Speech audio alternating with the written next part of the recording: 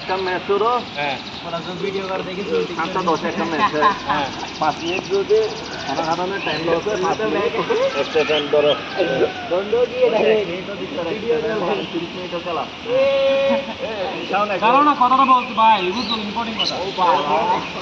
10 minute বিরতি দিয়ে দ্বিতীয় দল লাগে যাবে 8টা 20 তো 8টা 50 পর্যন্ত মানে এখনো একটা টাইম নেই একটা টাইম এক্সট্রা যদি কোনো কারণে খেলার মধ্যে কোনো কি ইনজুরি হওয়ার কারণে সাউন্ডারে যাচ্ছে 1-2 মিনিট লেট হয়ে যাবে 1-2 মিনিট আমরা কালকে টাইম অফ প্রায় মানে সিদ্ধান্ত আর কি তাই লালকার করতে 3 লাখ বলতে না টাইম নাই যে লাল কার্ড থাকবে ওই ম্যাচে খেলে মারবে খেলে দেখতে না এবং যে লাল কার্ড থাকবে এটা নিজে পকেটে 100 টাকা জরিমানা দিবে মানে ইজল্লা তো হয়ে গেল না বুঝো আর হলুদ কার্ড খালে 5 মিনিট হলাই মাঠের বাইরে ঠিক আছে রুলসগুলো একটু ইয়ে করে হ্যাঁ জানি ওদের একটা তুমি কি করে জিনিসটা দিয়ে দিও কপি করে রেফারি সিদ্ধান্ত চূড়ান্ত সিদ্ধান্ত